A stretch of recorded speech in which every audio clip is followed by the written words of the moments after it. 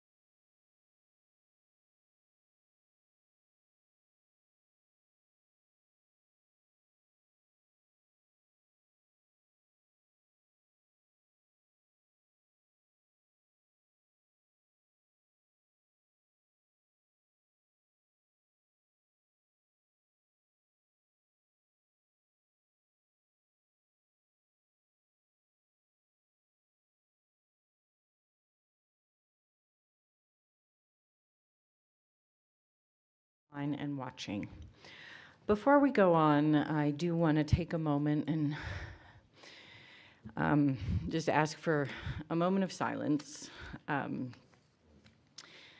given that we had a student from Santa Fe High School pass away over the weekend.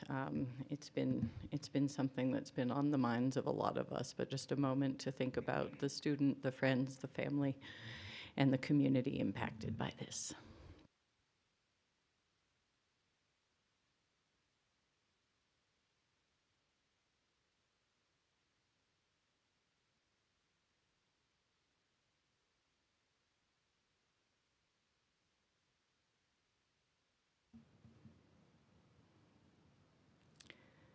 Thank you all very much.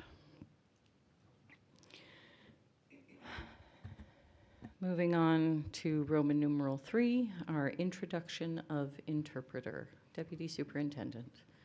Para asistencia de traducción, la señora Peña. Gracias, te ayudará. Thank you very much. We will move on to our school showcase, which begins with Nina Otero Community School, growth, school culture, and special music. Board President Noble, members of the board, Superintendent Griffin, I'd like to introduce the principal of Nina Otero, Miss Valerie Apodaca.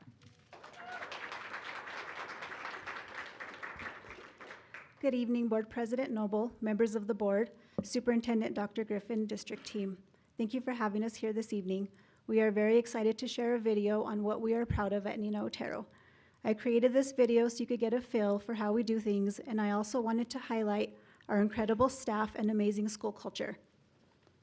With all of the unique challenges we face at our school, I'm incredibly proud of how our staff face those challenges head on and truly do everything with students in mind. Together, we have built a culture of support, positivity, and dedication that truly defines who we are as a school. It shows up in the way we support every student. I often tell my staff that I have never seen a group of educators love and care for students the way they do.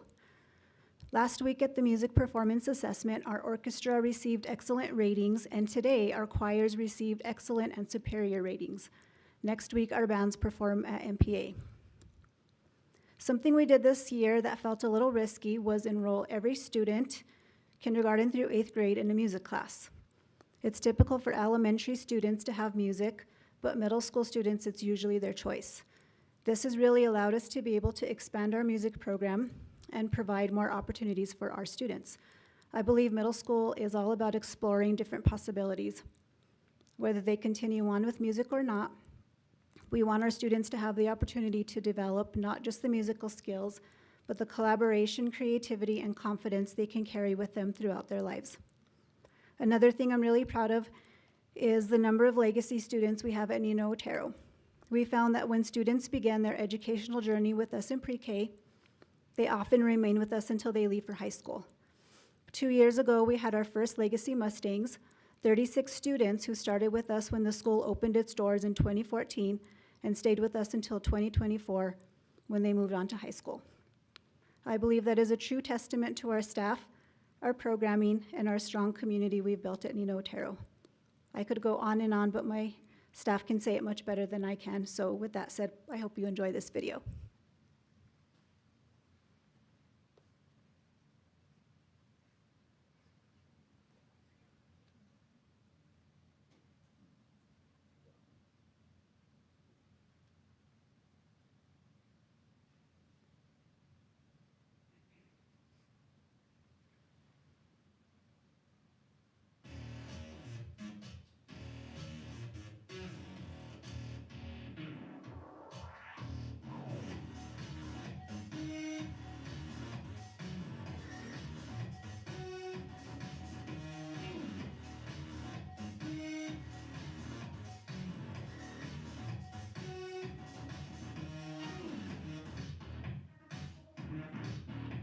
Something we're proud of here is our math skills. Math is through the roof. Our kids really enjoy learning math and playing math games.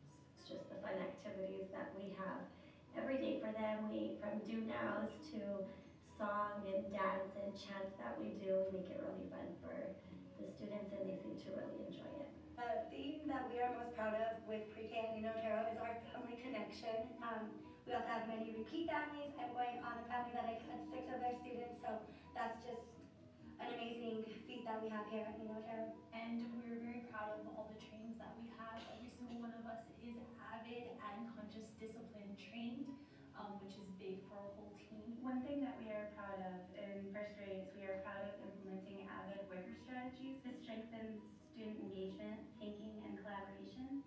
Even in first grade, these strategies help build strong academic habits, give students opportunities to explain their thinking, ask questions, and learn from one another. Something that we're super proud of is the art that we do here. One of the things is incorporating traditional New Mexico arts. We are learning about New Mexico history, and we were working on republics. Something we are proud of in our classrooms is never talks. These allow students to solve problems mentally, explain their thinking, and learn different strategies from their peers while building strong math fluency. We also use book clubs to help students develop a deeper passion for reading. Students are highly engaged and really look forward to our weekly book club discussion. Project-based learning is a big part of what we do in our second grade classrooms. Students learn through hands-on experiences that help bring concepts to life. One thing we are proud of at Nino Otero is that we have a biking club. We ride from Swan Park to the school. Dylan is one of my participants on my Tuesday morning bike club. I like to ride because it's exercise, and I like to ride with my mom and my brothers. Something we're proud of is our math intervention groups, which we created to help our lower students grow and help our higher students grow. We looked at our data and we made an assessment, and after that we broke our groups into 3 different groups. Something we're proud of is the work we've been doing in our leadership team this year. It's fostered a lot of cross-grade level collaboration and really learning from each other through our PLCs and other protocols we've implemented, observations across grade levels, and we're really seeing a lot more cohesion between our middle school and our elementary school and within our grade level teams. We've had walk to intervention happening between grade levels and within grade levels, and it's been really powerful work. We are in our second year of the AVID school-wide implementation. Something unique about how Nino Otero is implementing AVID is that it's not just select students in one class. We are doing AVID school-wide, pre-K through 8. This has really brought us to using a lot of shared language and consistency between our grade levels and all of our classes, and it's been a really powerful endeavor for our school. One thing that I'm really excited about and proud of is our film program, because they're really into it and they're really looking at film as a possible career. This will be my 5th year taking the 8th graders to Washington, D.C. We spend a week there. We go to the Smithsonian and all the memorials. And I am most proud of our team's fidelity to each other, to our students, and really bond with them, as well as keep traditions every year.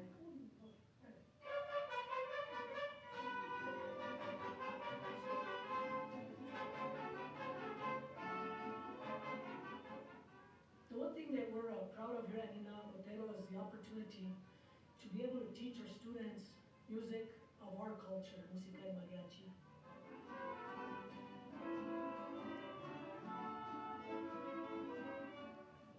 It's really cool to see the connection when we're able to actually speak about the music in the right language, and then expanding what they already know. So many of them have different levels of comfort with Spanish speaking and where the culture is, and getting to do this and embrace it in a way that not only enhances their own understanding of their culture, but also their own musical instruments. They all also play either in band, choir, or orchestra. This is our 3rd year in, but this year we've been able to put a full ensemble together, and it's something that the students look forward to coming to do every day, and it's something that us as educators look forward to come to do every day as well.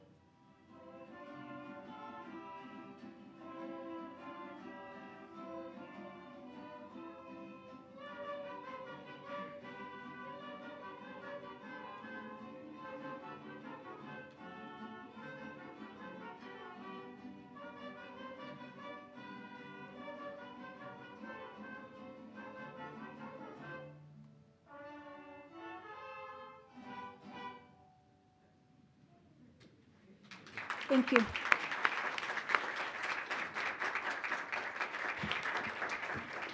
Thank you very much, and thank you very much to anyone from the Nino Otero community who's working for the kids there every day.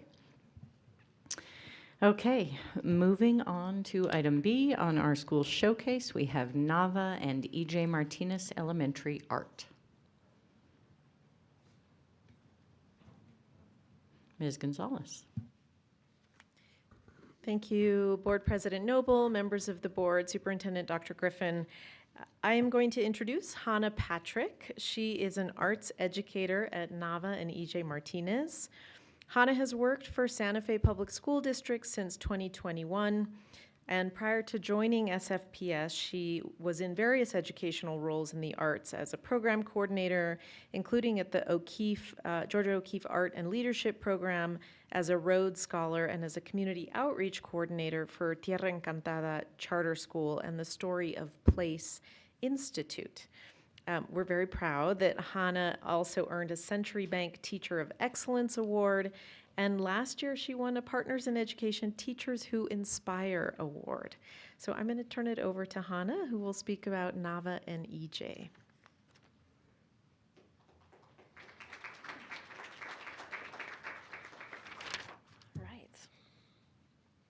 All right, good evening, sorry.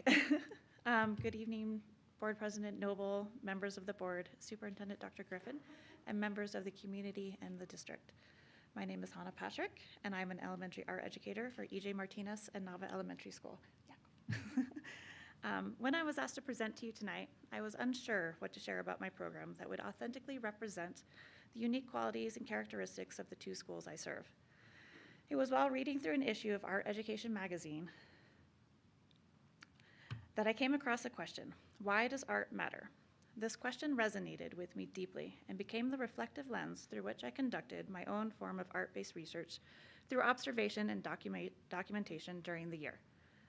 Tonight, I would like to showcase some of the images and reflections from my two classrooms that illustrate why I think art matters. This year was proclaimed New Mexico New Mexico Year of the Arts in Education by Governor Michelle Lujan Grisham. And I believe this is a pertinent time to consider why art matters to our students and how impactful our education programs are on our students' social and emotional well-being, their learning, and their success. In my classroom, I have observed how art education provides students with a framework for resilience, confidence, and voice. To quote Pat B. Allen, author of Art is a Way of Knowing, through art making, I have solved problems, assuaged pain, faced losses and disappointments, and come to know myself deeply. This is the impact of art on my students. Through the process of making art, I witness my students grow as individuals, as members of a community, and through the process of art, art making provides my students with the ability to overcome obstacles, face challenges, and give voice to their personal expression, strengthening their sense of belonging. Art making inherently fosters resilience, which is an imperative coping skill for my students to learn. The process of making art is transformative learning, where the expectation to make mistakes and even fail provides students with an opportunity to intentionally practice problem solving and perseverance. Art matters to my students because through the process of making art, they must synthesize their learning in multifaceted ways through interpretive processes that encourage them to build and make meaning from personal experiences. Art is a way of knowing that inherently provides my students with important tools for transformation and self-actualization. The program that I have worked to cultivate and the relationships I have fostered with my students demonstrates how impactful the creative process is on student growth and development. Art matters most because art allows students to create a world that they can thrive in, and that fosters hopes. I would like to thank you all for having me here tonight to highlight my amazing students at both EJ Martinez and Nava Elementary. I want to especially thank both of my esteemed administrators, Mr. Hunter. Thank you for always encouraging me to be in my teaching practice, and Ms. Armijo for trusting me to cultivate rigor and authenticity in the classroom. And I want to thank the board members for your continued support for the Santa Fe Public Schools Art Education Program. Thank you all for having me.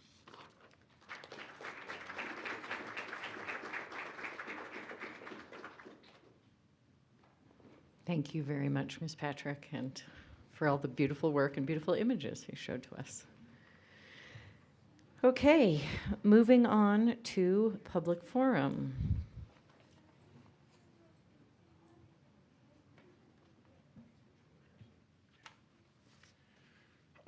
Mr. Abeta. Board President Noble. Okay, well, we have one person that's online that will be joining us, and I'd like to go over the Board of Education Forum ground rules. Public forum includes online and virtual participation as needed, as well as in-person comments when the board holds in-person meetings. Please listen and speak with respect. No uncivil conduct will be permitted. Please do not discuss any specific student who is not your own. No sharing of time. Self-monitor and observe the 3-minute time limit. You will receive a 30-second warning when your time is almost up. Public commentary and dialogue are allowed only during the public forum, not throughout the meeting. Please search for answers on common ground. You may speak on any topic, whether it is on the agenda or not. Your input will be taken into consideration. Please be advised that the board may discuss your issue during the meeting, but by law, the board cannot take action on items that are not on the agenda. Please do not discuss employee matters which may result in disciplinary action. Instead, notify the employee's supervisor, the Human Resources Department, or the superintendent. And with that, I'm going to go ahead and bring in our first speaker.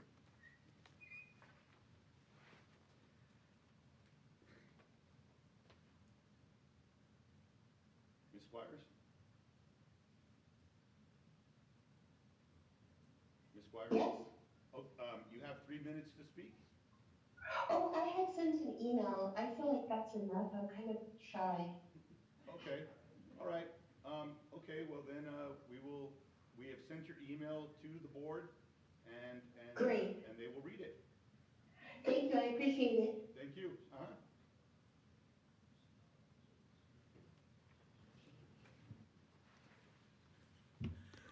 And that concludes our public forum. Thank you, Mr. Abeta. Thank you, Ms. Squires. We appreciate you communicating. Okay, moving on to our union update. Welcome. Hello, Dr. Griffin, President Noble, and members of the board. I am Christy Krennick. I'm an instructional coach at Milagro Middle School, a parent, and I hold the office of Political Action Chair.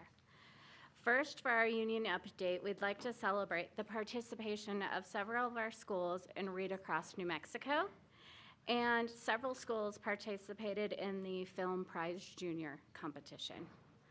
Our update as follows. We are currently in negotiations with SFPS, and we look forward to the continued collaboration. And during this time, we continue to meet with our membership to get input. The Housing Task Force has met twice, and it is making progress to the first phase of educator housing. NEA Santa Fe is encouraged by the cooperation. We are also excited to announce that at the state level, after a 6-year effort, the 80-20 insurance bill has passed.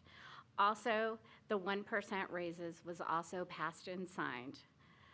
NEA Santa Fe is looking forward to working with the district in a strategic planning process for the implementation of House Bill 37, which is the literacy bill, and also Senate Bill 29, the math bill. Thank you so much. Thank you very much. Moving on to Roman numeral 7, our student board announcements and follow-up. Who would like to go first? I'll go first. Okay. Thank you, President Noble and Dr. Griffin. For Santa Fe High School's announcements, our theater group, along with our dance and choir groups, have put on our, I think, 3rd musical of the year, which was The Addams Family, and all 4 of our shows did book out. Our ROTC program represented Santa Fe High School in a double elimination flag football tournament hosted by Volcano Vista High School. Our team was undefeated for the 3 first rounds of the game, and then lost the next 2 to finish 3rd place overall, which means that we got an engraved football trophy. A lot of the comments about our team was that we were inclusive, and our cadets had, or their cadets had nothing bad to say and everything positive to say about Santa Fe High School's team and Santa Fe High School in general. Our boys and girls basketball teams have made it to the 2026 basketball tournament, And we would like to say a congratulations to Gabe Tapoya and our orchestra students in a performance deserving of their awards. All of our orchestra received straight superior ratings from all judges, both performances and sight reading. Our chamber orchestra received a composite score of 95, and our intermediate orchestra received a composite score of 93, with both groups receiving almost perfect scores in sight reading. We have also continued our survey trend with our new pulse check covering to understand how students access their academics and what helps them to succeed. For Santa Fe High School, our most commonly participated in academics are AP programs, advanced coursework, tutoring programs after school by teachers or brought on by themselves, and academic enriching activities like Model United Nations and Model Government, or MOCGov. Our participation is the lowest in credit recovery programs and teacher office hours, so students helping teachers during their off time. Some of the barriers that were illustrated by students is work or family responsibilities outside of school, transportation difficulties, conflicting schedules, and lack of awareness about tutoring opportunities and other opportunities inside and outside of the school.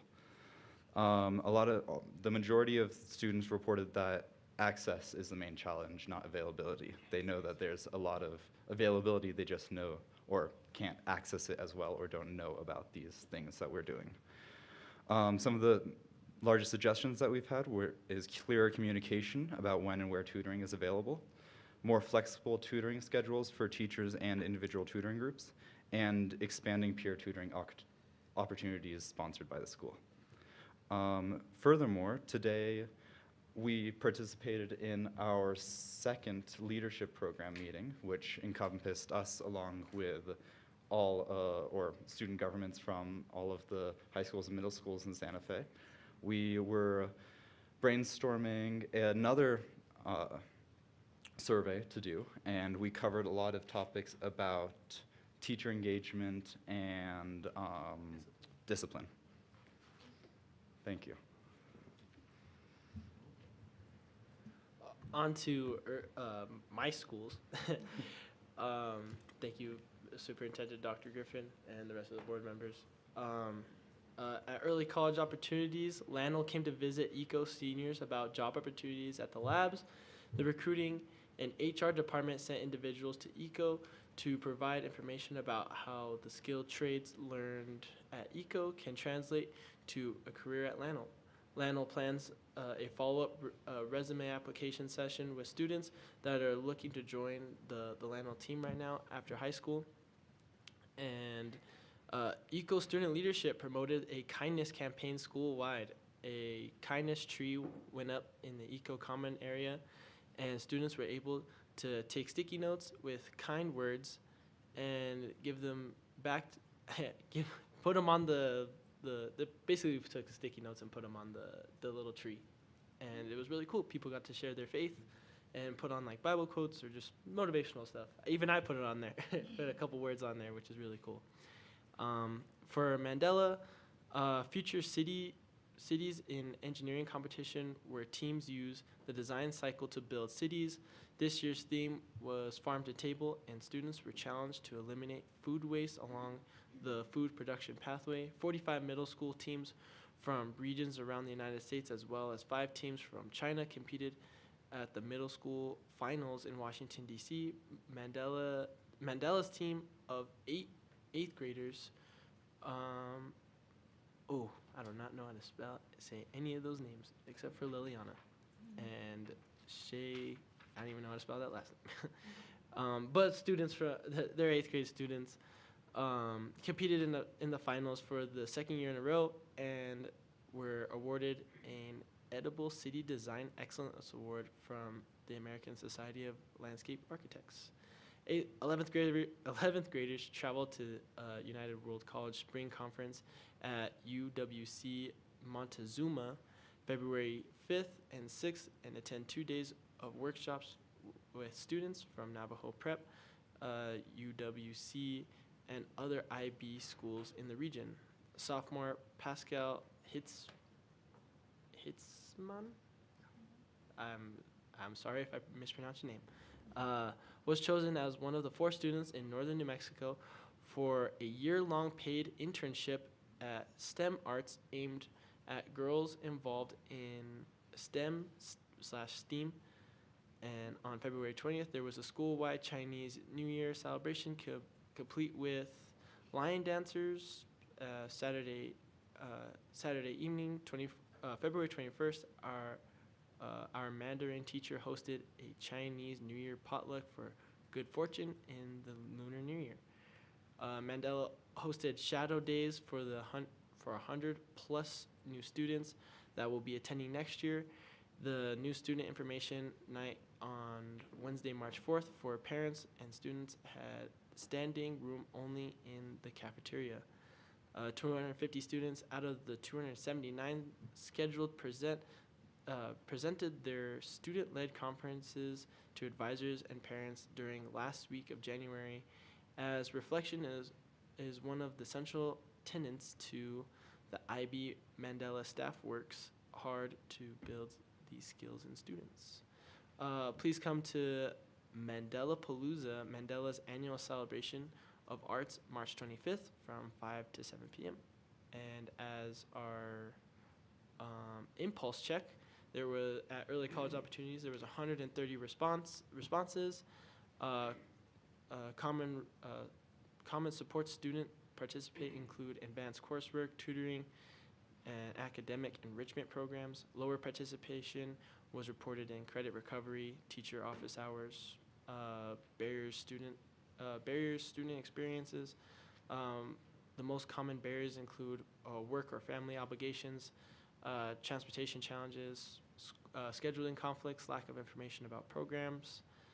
Students suggested at ECO better communication about academic help, tutoring offered at different times of the day, and more peer tutoring and study groups. And basically the same thing for Mandela, but with 119 responses, and yeah, just clear communication. Cool. Alrighty, good afternoon, everybody. Board President Noble, Superintendent Dr. Griffin, and the rest of the board members. I'm very excited to be here again. For Capitol High School, we have a lot of announcements, which is really awesome. I love seeing everything that we've done so far. So on January 28th, Congresswoman Teresa Ledger Fernandez actually visited our school, where it was coordinated by Mr. Turnout, our AP Government and Politics teacher. All seniors that were in any economics classes or this AP class were invited to ask questions about anything that they had in mind for, voting or anything of that sort, which was awesome. Then Gear Up and Avid students were taken to Colorado this last weekend, where they visited 4 colleges, which include Pike Peaks College, the University of Colorado at Colorado, Denver University, and Metropolitan State University at Denver, which was awesome. The campus tours offered just, a lot of tours, and they were based mostly on schools that were trades and healthcare careers, which was awesome again. Let's see. All 4 district science fair winners are from Capital, which was amazing to hear. I saw all of their projects. It was so cool. Let's see. 9th grade, Angel Huitrado Zambrano and Breana Cervantes and Sofia Esquivel placed for 9th graders. 10th graders were grade Christopher Venezuela Chavez. 11th grade, Stephanie Serra and Bianca Varela placed. And lastly, 12th grade, Luis Terrazas also placed. And on February 12th to the 14th, Capital Student Council left for Las Lunas, where we actually went into a leadership conference based on mental health and teamwork, all inspired by 70s theme Groove into Leadership. I was there. It was awesome to be there. We hope that we could get a lot more councils from the Santa Fe area to attend, and then, and participate in all these cool things. Lastly, Capitol High School had a total of 5 national qualifiers who will be competing at DECA International Career Development Conference in Atlanta this year. Mariah Chavez and Leslie Escobedo placed 2nd in Financial Literacy Project. JB Castro, Sebastián Almeida, and Alexander Balos placed 4th in their Sales Project. And lastly, Capitol High School's DECA was recognized for the following Thrive Level Achievement Membership Campaign winner and DECA Buddy Chapter Challenge, which was so cool to see as well. As for our impulse check as well, so our impact pulse check, sorry, it was honestly basically the same. A lot of students felt that they were, wanted to know more about tutoring opportunities and, wanted to expand tutoring programs all around. The only thing that was different again was that 248 students actually filled out the survey. So that was amazing to hear. Yeah. And that is all for me. Thank you so much. Go ahead, Jack. Sorry, I forgot to add one thing. Lionel jogged my memory. I believe Santa Fe High School has 2 or 3 Lionel Scholarship finalists this year. So a big shout out to them. It's a really cool achievement. That's all for me. Yes, go ahead. One more thing I forgot to tell you guys. I wanted to invite anybody in the audience, anybody up here to please attend the NHS Trivia Night on March 21st. We have a lot of gifts that we've went out to find sponsors such as spa, coupons, we have, there was this one that's awesome where they're giving a lucky girl a free prom dress at Yaya's Fashion in the mall. So if you guys would like to go win some prizes and invite your family members, we would love to have you. Thank you very much. Wonderful set of updates. Love the impulse check, pulse check. Okay, impulse. Any questions from the board members for our student board members on any of it? I hope we are listening and figuring out how to get better information out there about tutoring and that sort of thing. It sounds like that was across the board in the survey, so thank you. Okay, moving swiftly along to board announcements and follow-up. Are there any board announcements and follow-up? Go ahead, Vice President Bose.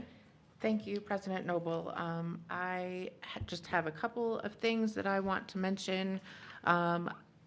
I did participate in Read Across America. I went to Amy Beal and read a couple stories to second graders. It was a highlight of my week when I did that. Super fun. I forgot how cute second graders are. So I appreciate being invited to do that. It was great. And I want to send congratulations to all of the students who participated in the National History Day competition last week. There were several teams throughout the district that will go on to compete at state in April. And similarly for the science fair, I would like to send gratitude to all of the teachers and volunteers and judges that work with our students and congratulate all the students that are moving on to the next level of that competition. And we did hear it from NEA, but the Housing Task Force does have its second meeting this week. It was a good presentation, kind of just on the overview of where we are and looking at other programs throughout the country as far as what they've done for teacher housing in other states. And I think that's it. Thank you. Dr. Gonzalez. President Noble, Superintendent, and board members. I was fortunate to be able to go to the signing of the education bills with the governor. And so she signed the reading bill, the math bill, the special education bill, the 80-20, and the 1%. And I think there was one other, but I don't remember. But it was, and there were a lot of kids there with their favorite book, and she was going to read with them afterwards. So that was pretty neat.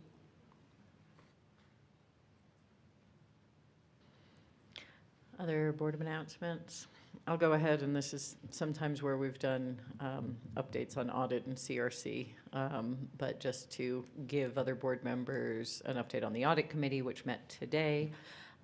Board member Blea chaired it very well. Let's talk about this. Also, ultimately, we are moving forward on an RFP for a new auditor. We are at the end of the time in which we are able to use Jaramillo Accounting Group, JAG, who's been our auditor for we think 9 years. We actually got an extension to have them this year because of the changeover initially in the finance department, but a changeover of a significant executive is a reason for a postponement of changing auditors, but the audit committee is moving ahead with that. We did also hear today that the audit has been accepted by the state auditor, so we didn't have time to get that on this agenda, but that will be for acceptance rather than approval, as we know, at our next meeting. And I think that's all. Anything else, Board Member Leah, that we should say about the audit committee? But ultimately, there is a selection committee. They will move forward. Mr. Halford is the fearless leader of that process, I think, so we appreciate that. And ultimately, then, of course, it will come to the board to approve the contract and the final selection of a new audit firm. So that's all. Yes, go ahead, Vice President. Thank you, President Noble. You reminded me, of course, I gave an update on the Housing Task Force, but didn't give a CRC update. And we did have a CRC meeting last week, and the superintendent and staff, I think, did a very good job of giving an overview to the CRC of the reimagining process, which, as you can imagine, was very interesting for our superintendent, having not been here for those many years. But staff and Dr. Griffin did a great job. I think that was really relevant information. The CRC had asked for that through the fall as they, keep a lens on our facilities just to have that connection to where we're going as a district. It was helpful. Thank you. Thank you. Anything else on board announcements and follow-up? Moving on to superintendent announcements and follow-up. Dr. Griffin.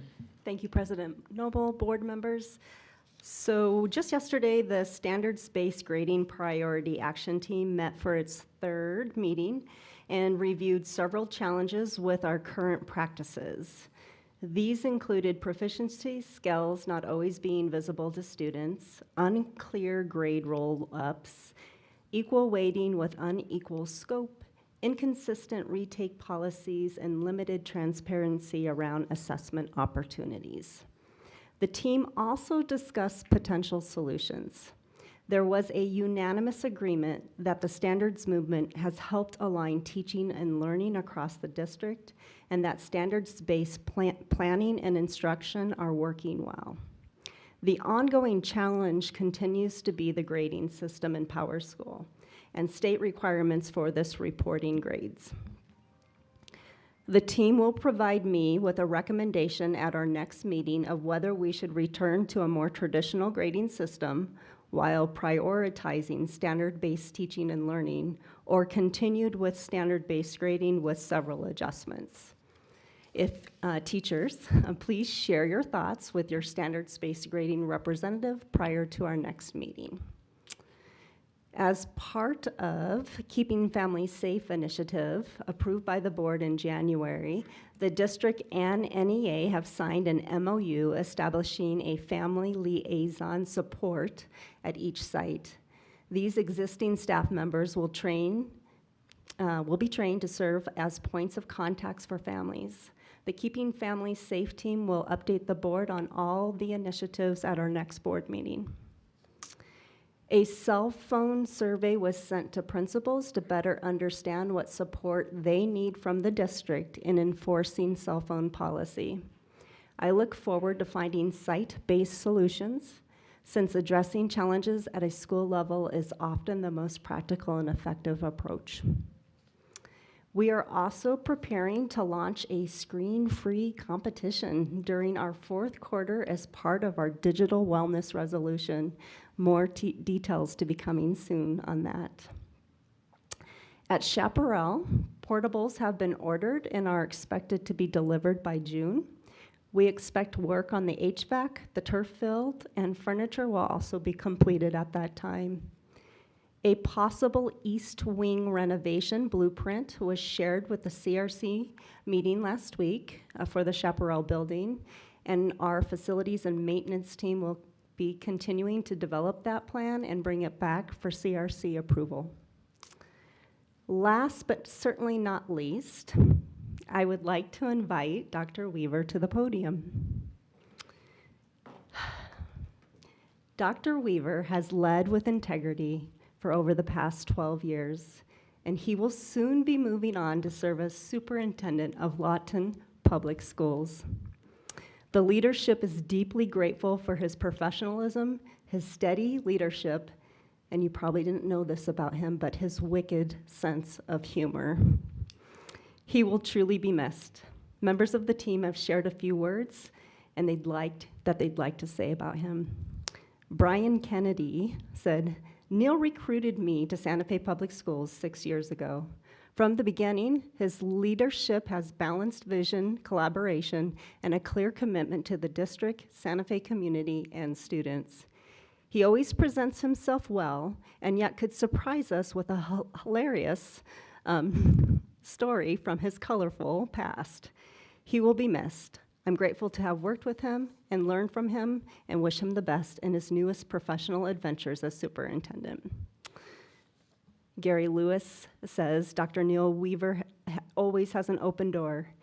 He was not just a colleague, but also a friend. He taught me everything I needed to know about Santa Fe Public Schools and Santa Fe. He reminds me often that I'm not in Kansas anymore. I will forever be grateful for what he taught me." Last from your team, your leadership, forward-thinking vision, and sense of humor have left a lasting impression on the technology team and the district as a whole. Your work helps shape our progress and strengthen our team. Your contributions have truly made a difference, and the impact of your efforts will continue to benefit our district forever. Wishing you the very best luck and continued success. Thank you, Dr. Weaver. Your steady guidance and commitment to our community has made a lasting difference. We have a beautiful plaque in recognition of your service. Would you like to say a few words? Yes, absolutely. Board President Noble, members of the board, superintendent. Thank you for those kind words. They were mostly true. I don't think I have a good sense of humor, but I am very sarcastic. So I appreciate it. I appreciate everyone that I've worked with. I appreciate the leadership of the board, superintendent, past superintendents, and everybody else that I've worked with here. I've worked here for 12 years, and I owe much of my K-12 leadership development to Santa Fe Public Schools. So for that, I'll forever be grateful. Thank you.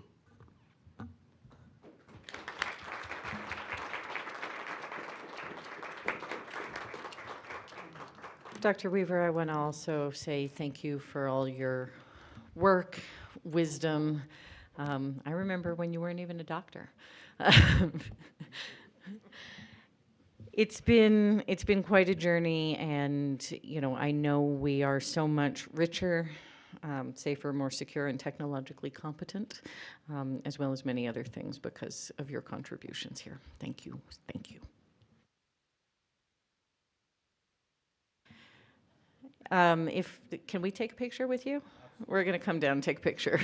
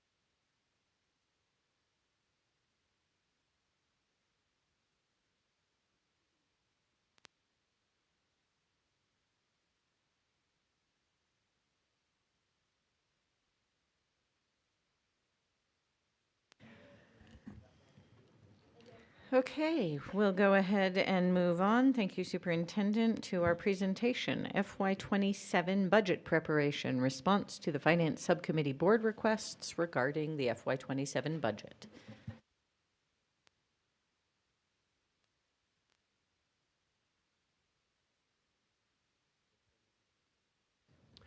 Board President Noble, Superintendent Dr. Griffin, members of the board. These were questions that we compiled from our last Finance Subcommittee meeting from February 19th.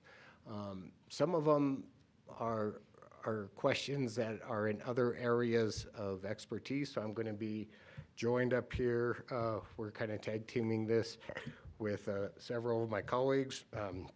It'll be myself, Vanessa Romero, our Deputy Superintendent for Teaching and Learning, Gabe Romero, our Executive Director of Operations, Beata Thorntonson, our Chief Assessment and Accountability Officer, and Crystal Ibata, our Chief Family and Community Engagement Officer. So I got the first one. And the next page lists the 7 questions that we're going to be addressing, but I'm not going to go over them right now. Oh, I'm sorry. These are the questions that were asked. We'll be addressing each of them. If you have any follow-up questions to any of these or need further information, we're here to answer as best we could. So the first question that we were asked was for a breakdown of the staffing costs, including the allocation between administration and different categories of staff. What I compiled here was based on a PD report that we submit at the end of each year. It's called the 925F. It's a personnel report that gives the average salaries. It's also a good, it's clean audited data, so it was the one that I decided to use to compile this data. What it shows, no surprise, is that our biggest FTE group is teachers. They make up 58% of our overall staff. Next largest category is our support staff, the licensed support staff, and that's ancillary staff and EAs. Next is the non-licensed support staff. And then our site level administrators, which are basically our principals and assistant principals. And this data is all as of the end of last year.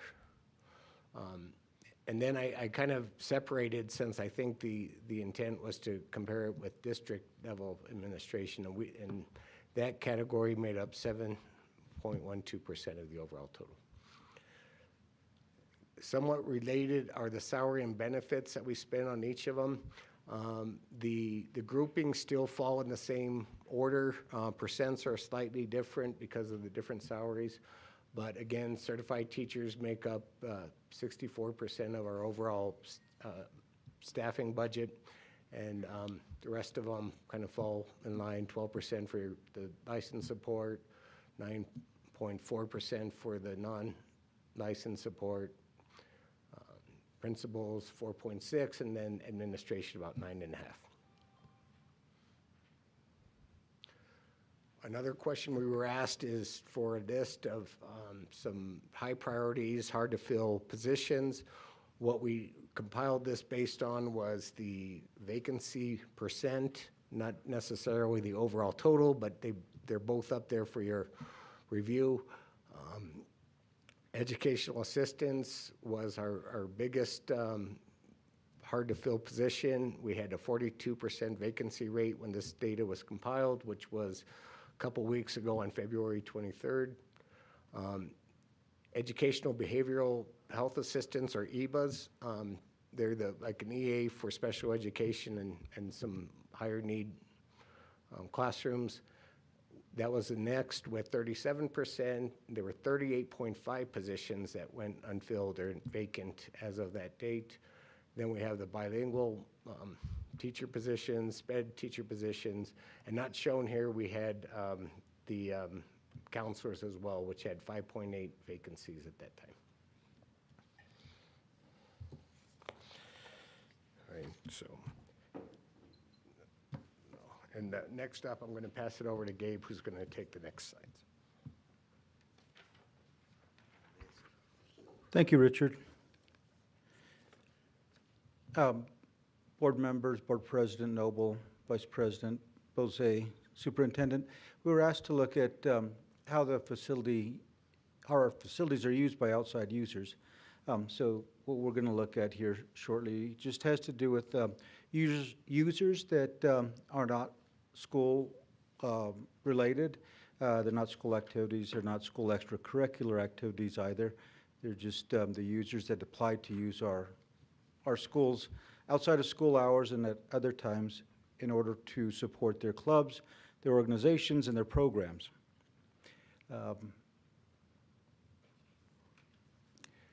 Real quickly, an idea of the percentage of use of each of those, and of course what stands out is our athletic facilities are very widely used.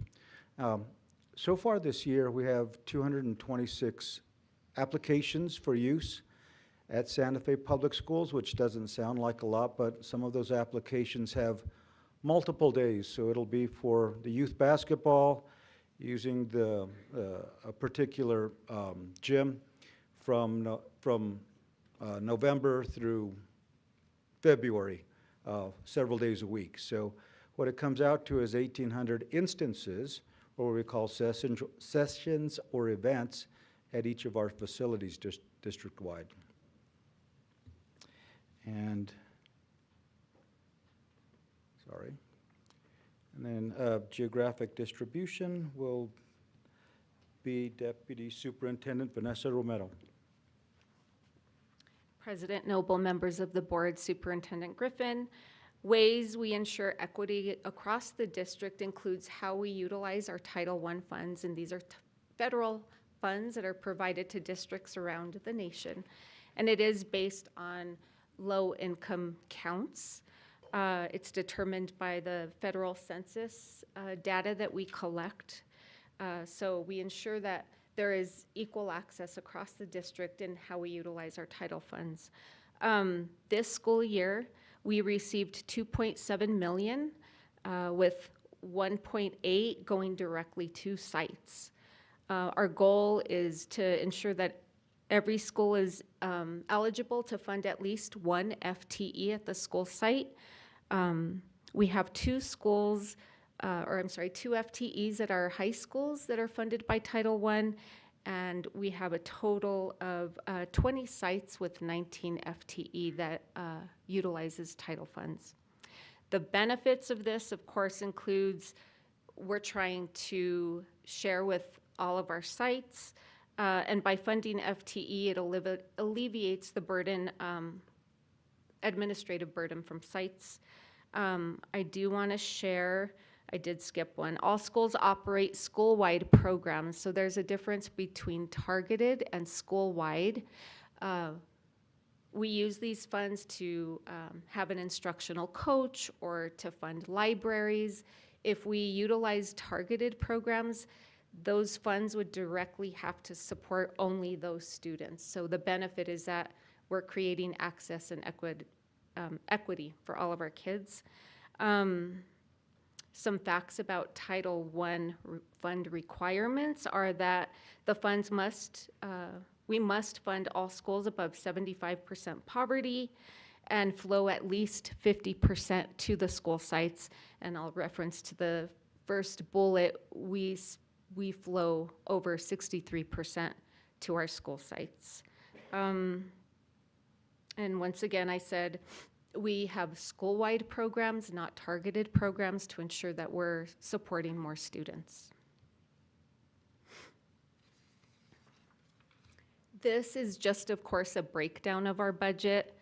As I mentioned, 2.7 million was allocated. We had 278,000 in carryover, and then, of course, a total of 2.9.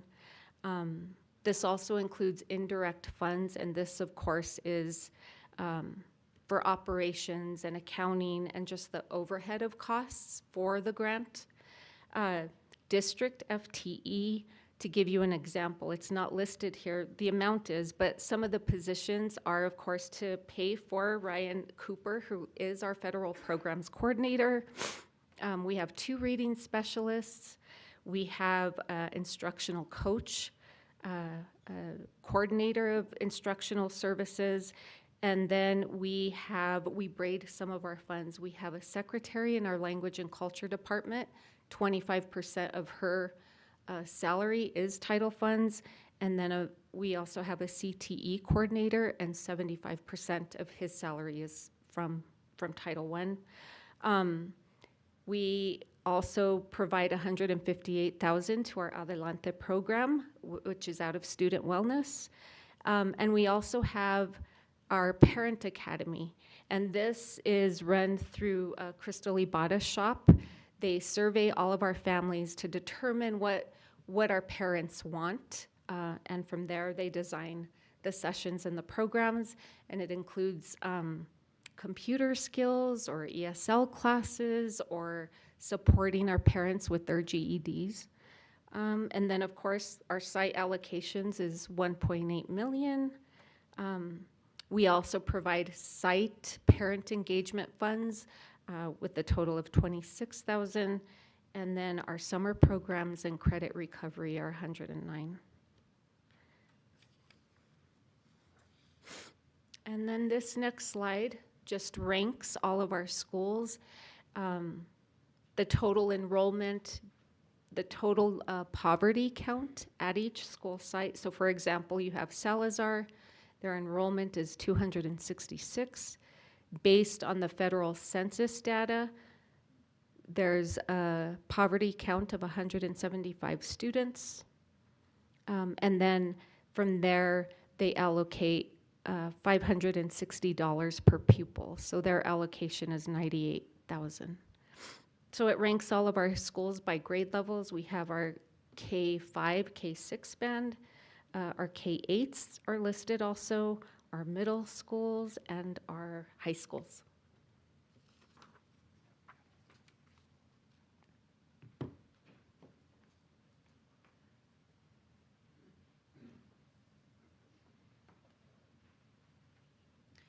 Good evening. One of the questions that was asked of the group and last we met was to look at what happens to students when they leave Santa Fe Public Schools as best we can. And at that point, we had a projection of, correct me, Richard, 509. Since then, we have the 120th day count.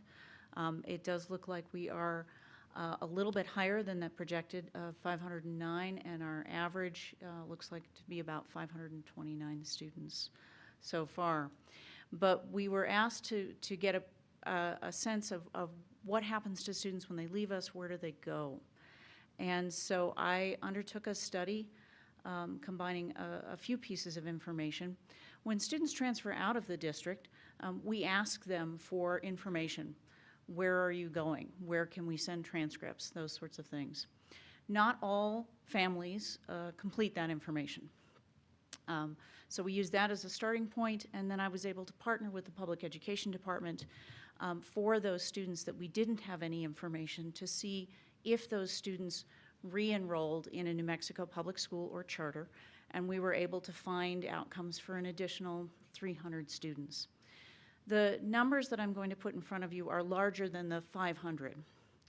I looked at about 2.5 years worth of data, and I'm only looking at those students who exit. So the 529 students is based on enrollments and exits, and we come up with a net negative of 529. I only looked at exits. So the numbers that I'm going to show you are based on about 3,500 students over the last couple of years. So as we look at this data, the exits fall into a couple of major categories. So of those students, 673 actually enrolled in other public districts, non-charter schools in other public districts. The largest collection of students enroll in charter schools, and I'll talk about where in just a moment. Another fairly large chunk enroll in private schools based on the reporting that we get from exiting students. A large number of students, a surprising number of students, at least to me, move out of state. So about 450 students are moving out of state. 165 moved out of the country, and that was an interesting range of countries. 184 moved into online programs around the state. 122 registered as homeschool students. We had 46 students who went to other state schools or BIE schools. Other state schools are defined as other state-supported schools. So that includes things like New Mexico School for the Deaf. So those students went to locations like that. 119 reported that they were going to get a GED. We have 145 who were recorded as dropout. And even still, with partnering with a PED, we have 506 students that their outcomes are unknown. Now, I want to be clear that an unknown outcome is not necessarily a bad outcome. It simply means we are unable to track them, either through our data or through the state. They could have enrolled in other private schools, they could have moved out of state, they could have moved out of country. We simply don't know at this point.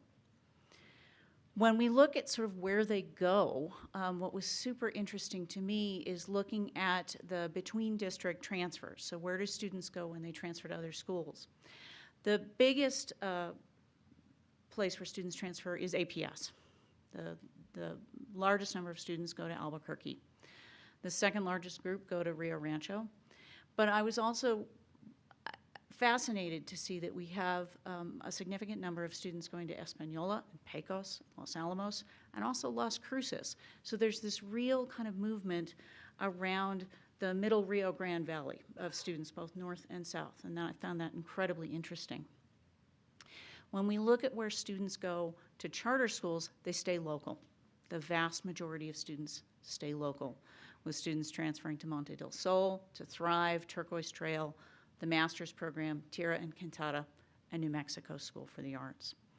So when students are going to charters, they're staying local. When they're transferring to other districts, they are doing some significant amount of traveling up and down the Rio Grande. So I'm going to turn it over to Crystal Ibarra to address some of the questions related to community schools.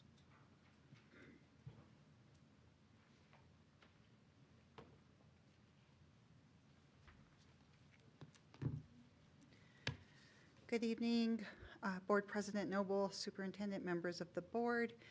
At the study session, you had some questions around the locations and the impact of community schools. This slide is really focused on the budgeting needs, but please note that I have linked community schools brief at the lower right-hand corner for your review. And I am more than happy to come back and do a full presentation of community schools at a later date. Right now we have 7 community schools in the district: Cesar Chavez, Amyville, Chaparral, Kearney, Milagro, Ortiz, and Santa Fe High School. In previous years, the years 2019 through 2023, we were provided a grant award through NMPED for $150,000 per school site. This helped cover salaries, stipends for site-based leadership teams, programming needs like after-school tutoring and so on, and just the general startup and operations of community schools. So during those years, we were receiving over $1 million. Last year, that decreased to $53,710 per school site. We were given a single allocation of that $375.9 to divide up among the school sites. This year, it decreased even further. So we were provided $40,000 per school site for this academic year. At this point, that covers partial salaries for our community school coordinators. I am braiding the rest in operational funds. And we have been fortunate this year that the city provided us a grant through the Youth Community Violence Intervention Programming to support the setup of Ortiz Middle School, which is our newest community school. And that is it for the budget on community schools. Superintendent Griffin, I believe I am passing this to you for our reimagining work. That was a fantastic job. Thank you, team. Well done. Last slide, you simply asked about the reimagining work and how it serves in our strategic plan, and this honestly will be completed by you and me together over the next few months, and I didn't put anything else on this slide, so thank you. Are there questions from the board? Thank you, team, on this presentation. Vice President Bozay. Thank you, President Noble, Dr. Griffin, staff, thank you. This is awesome, very clear. I did wonder on slide 7, it's great to see the breakdown of which facilities are being used. At a future meeting, it would be great. I think one of the things that we were trying to understand is when it comes to this picture, how much of that is district use versus non-district use. Maybe you have that information. If you don't, that's fine. But I think we were trying to think, especially around fees, usage fees, and all of those arrangements that we make with community partners. How often are facilities being used by folks that are not district programs, district athletics or district music, those kinds of things? If you have that now, or you want to say anything. Vice President Bozay, Yeah. board members, superintendent, this reflects the use by outside users. These do not reflect any use by internal or district users. Okay, great. That's super helpful. Thank you. And then on page 9, with our Title I breakdown, I'm just noting that there was a carryover, and it's not, it's like 10%, I guess.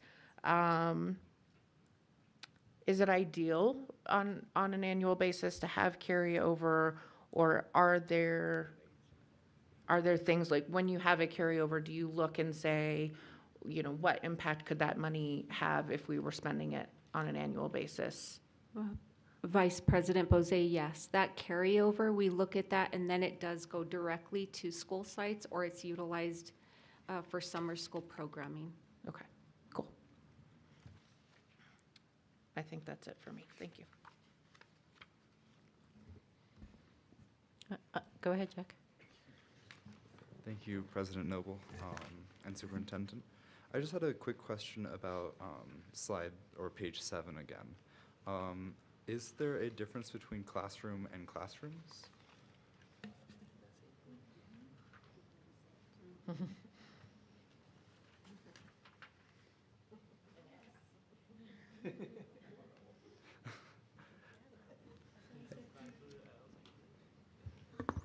Board members, student board member, is meant to reflect when a single classroom is being used and multiple classrooms are being used.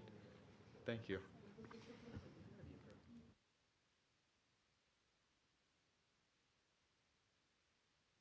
Go ahead, board member Blaya. Thank you, President Noble. So on page 12, slide 12, so the vast majority are either moving out, a combination of moving out either to another public district or out of state, or going to a charter and private. That's the biggest two things. So they're changing schools within our city, or they're getting out of here, period. So the question that I have, and I don't know if you can answer that, but because I'm having a hard time extrapolating birth rates, because I keep hearing that, and I'm wondering about the birth rate kind of conundrum kind of woven into this. Are we seeing population trends that would be also impacting this? Because this just looks like people are just leaving. So is there anybody that can answer that, or? Board Member Blay, I think we're going to tag team this answer a little bit, I think. But as I look at, one of the things to keep in mind with these numbers is that these numbers do not include enrollments. These are just looking at exits. So when you include new enrollments, we're down about 500 students per year as a net loss. But these numbers include all exits. So that's part of it. I think we need to do additional research to find out reasons behind folks moving. It may be economic, it may be for other reasons, but they are moving up and down. What is harder for us to to get information on, because again, it is based on reporting from families when they register their students, primarily is where they're coming from. And that may be something that we want to try to look at the future and see what kind of data we could get.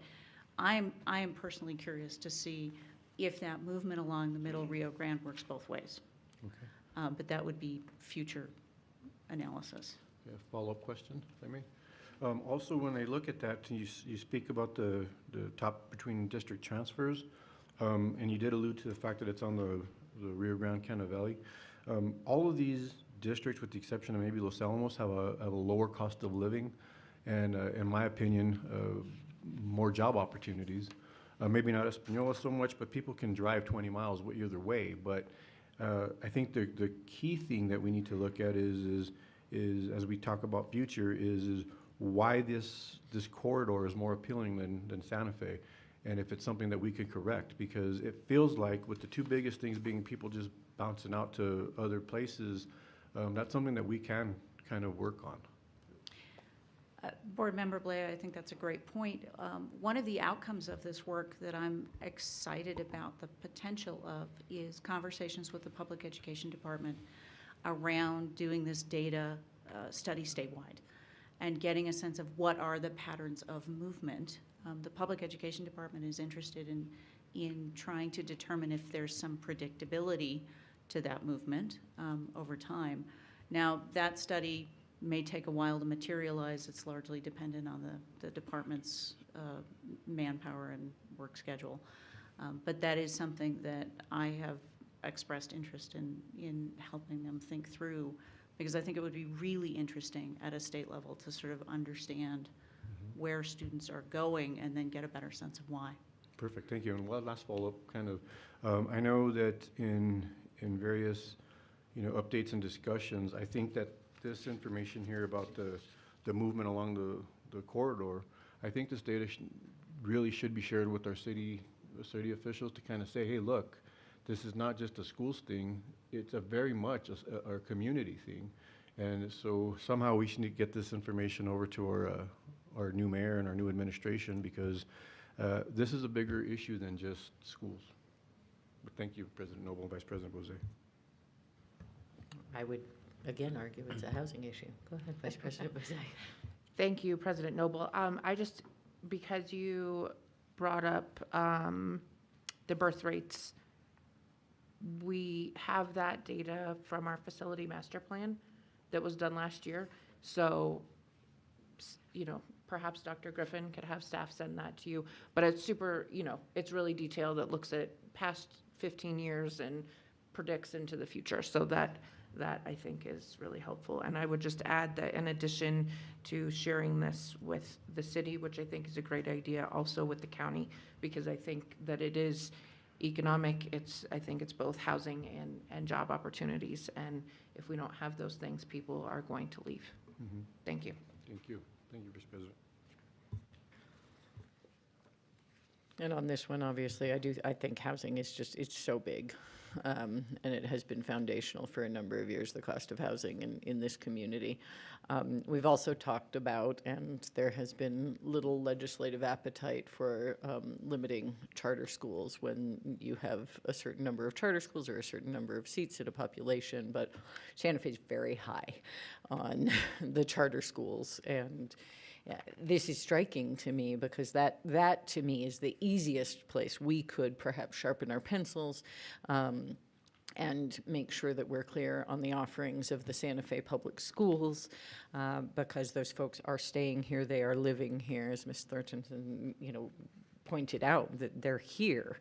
And we're not seeing the in movement from charter schools, which might be interesting in a larger study, but clearly, when folks are moving to Albuquerque and Rio Rancho, we do still have a net population increase every day because we do actually have job opportunities here. People come to Santa Fe to work from Rio Rancho. I bet there's a couple people in this room who do that even. But ultimately, that has been, as when I headed the Community Development Department at the City of Santa Fe, somebody said there's affordable housing for Santa Fe. It's just in Rio Rancho.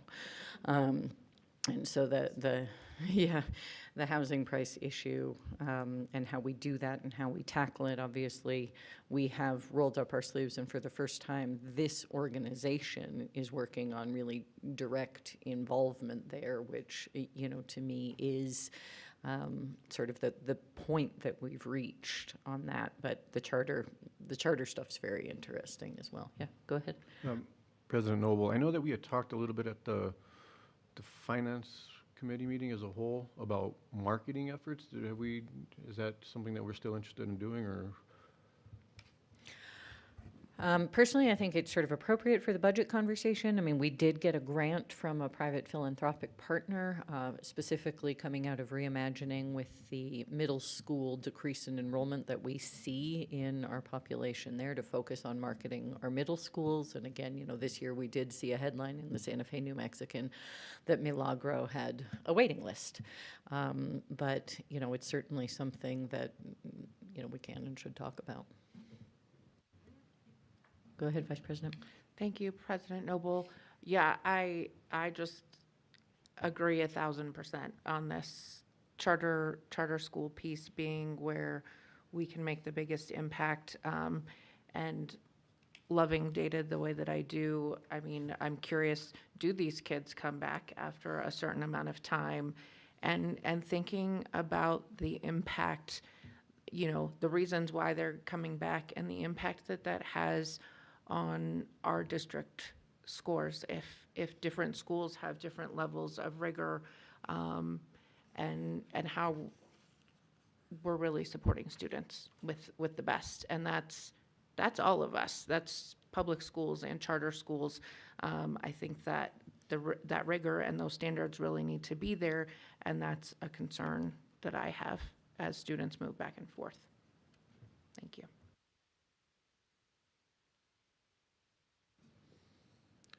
Other questions, comments on this? Just one last one. Yep. Because I was kind of curious. I know ATC is a SFPS district charter. Did we not collect that data about ATC? How many go there? Madam President, Board Member Blea, Superintendent Griffin, I did not consider for this study ATC to be a separate entity. Oh, okay. Because they are a district chartered charter. Fair enough.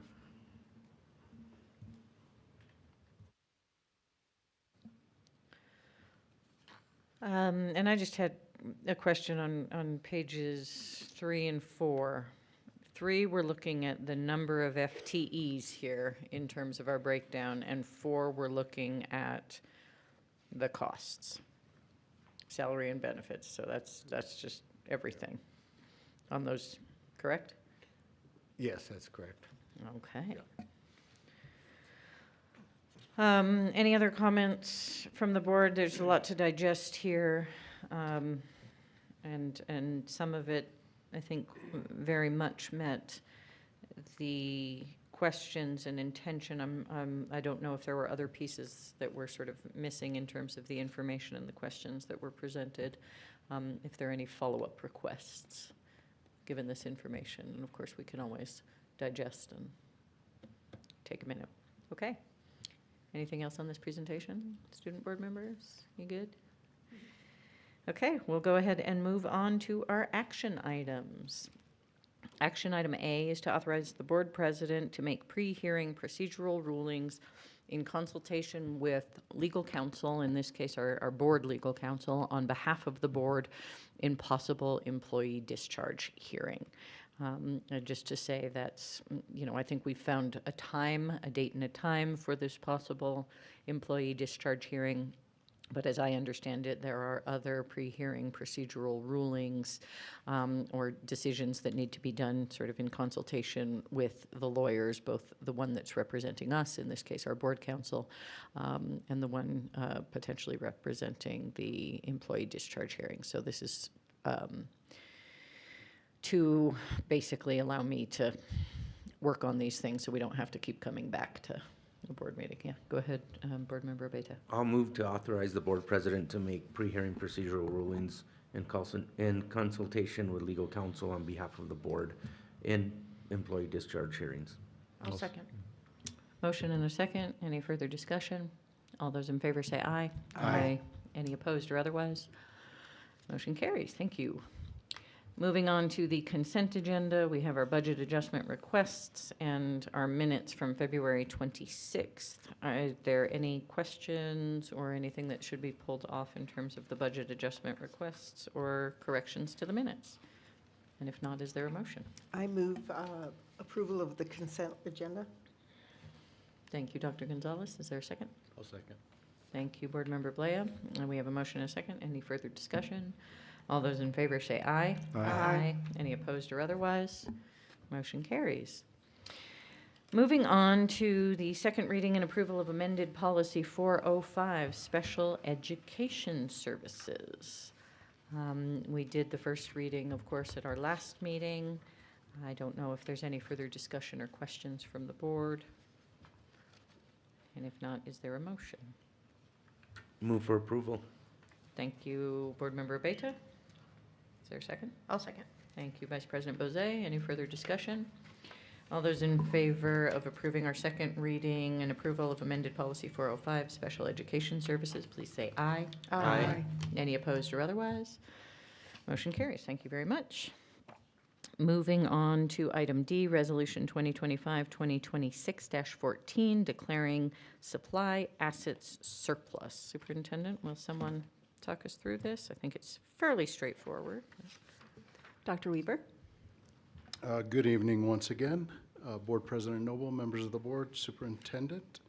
What we have in front of us is Resolution 2025-2026-14, declaring supply asset surplus. This is essentially a list of technology that's no longer functional for use within our school system, some because it's damaged, some because it's too old, can't get updates, and poses a security risk to the district network. On these devices, all data is wiped clean, removed, the devices are reset, and then they are recycled, and the district recommends approval. Move for approval. Second. We have a motion and a second. Any further discussion? All those in favor say aye. Aye. Any opposed or otherwise? Motion carries. Okay, now we are moving on to our board discussion and possible action items, with the first being 2025-2026 Board of Education Community Committee appointments to the CRC and Audit Committee. Does anyone have a nomination here? Board President Noble, I do not have my appointment ready yet for CRC. I would love if this stayed on, though, until I do. Thank you. Okay. Any other appointments to CRC and Audit? All right, we will go ahead and move on to item B, Resolution 2025-2026-12, Safeguard Student Health Through Vaping Prevention. Vice President Bozay. Thank you very much, President Noble, Dr. Griffin, members of the board. I am very pleased to bring this resolution forward tonight.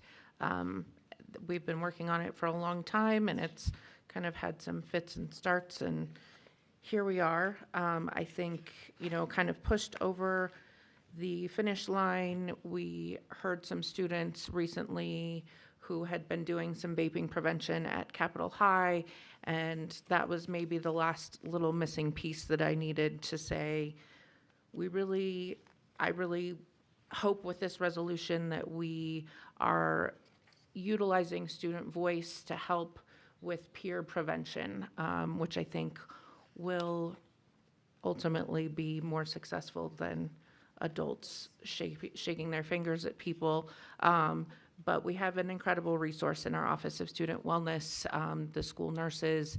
They have a really rigorous and really good prevention education programs, and so I would love to invite them up if they have anything to add tonight. And we will, of course, I don't know if you want me to read it or if you want, just to read through it yourselves. I'm happy to answer any questions and welcome Jen Evertson, who has helped me along with this process. Good evening, board member, Board President Noble, Vice President Bozé, members of the board, and Superintendent Dr. Griffin. I don't have too much to add, but we do have a number of students who are doing individual projects. We've got different groups. We have some signage up in different schools, and there are 2 good evidence-based curriculas out there that are options for our staff to teach all the way from 5th grade up to 12th grade. Actually, one of them, I stand corrected, is 4th grade up to 12th grade, and others are 5th grade up to 12th grade.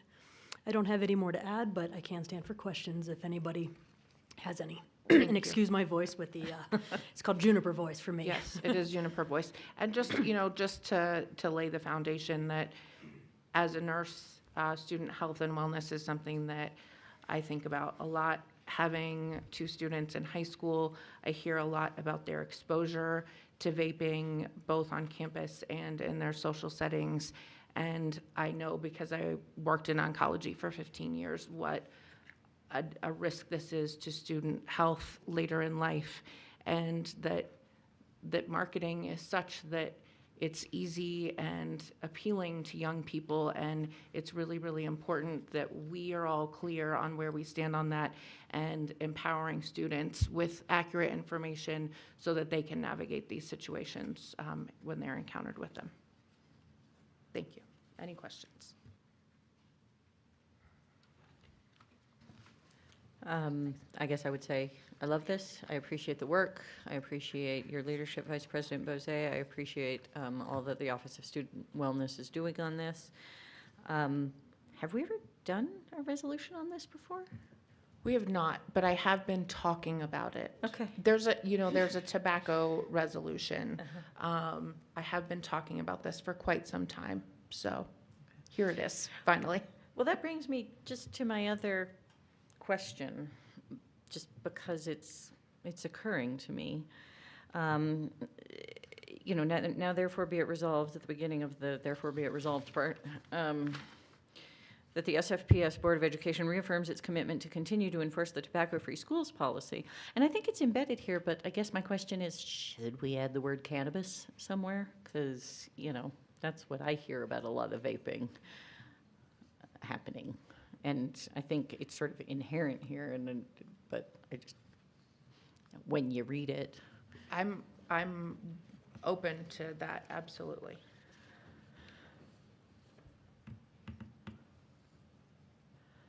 And obviously, I think it's referencing a policy that is a tobacco-free school policy, which is why it's like when you read the headline, it seems like cannabis is missing, but I think, I don't know. Go ahead. President Noble and members of the board and Superintendent Griffin. The tobacco policy, which I believe is 329, I was actually just recently looking at it for the school health profiles. It does focus on tobacco and overall electronic vaporizer devices, and it lists out kind of all of the tobacco and nicotine type products, including the delivery devices. There is some overlap in the delivery device of the vape, right, the vaporizer, which also can vaporize other substances. The marijuana tends to fall under our other policies around drugs, and then tobacco is the tobacco policy specific. So there is coverage in a couple of areas. But yes, I would confirm that cannabis in our schools is also a challenge. Thank you. And if I could just add that just overall, I think to that point, keeping them separate might be better, because I think nicotine and tobacco have different functions than cannabis does. So just from a functional perspective, I understand like the mechanisms may be similar, but I think keeping them separate may be a better kind of approach, just because their functions and their usages and different things like that. And then because cannabis does have a medical component that, we have to be kind of aware of, that I think we should just keep them separate, but that's just me.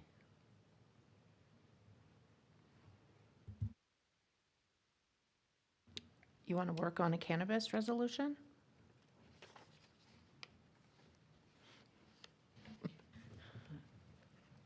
I mean, I think it's the policies that are really critical. Yeah, and absolutely.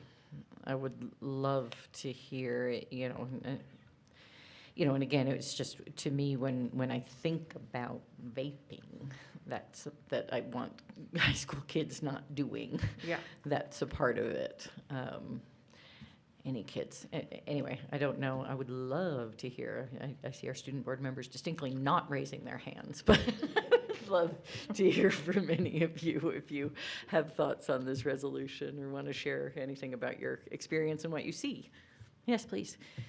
So I just wanted to ask a little bit for clarification purposes. So what I'm reading so far is that you will use school nurses to educate students on the harmful aspects of vaping and tobacco use or anything like that? Yes, student board member, that is correct. So our school nurses, when they have an interaction with a student who maybe has been vaping, it's a natural teachable moment, if you will. And so we have some of our nurses that have even made some PowerPoints, and they'll have conversations with students.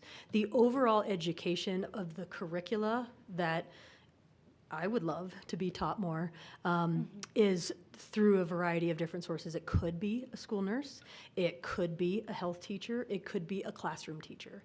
So there are a variety of options for the curricula component, and then the nurses also have that one-on-one student conversation opportunity as well. Okay, yeah, thank you so much. Another question I did have, so it would be only during this time that, like, let's say a student gets caught vaping, right? The student goes to the nurse's office, there might be an interaction, they are taught on that, and then there's no disciplinary action for that student, or is it more like, no, how do I explain it, sorry? Like, it's just more of an education moment, right? Nothing else to it, if that makes sense. That is correct. The nurse's role is not discipline, but alcohol, tobacco, other drugs is covered in our student code of conduct. And so at the school site, the administration would be handling it through the student code of conduct according to that. Okay, yeah, thank you so much.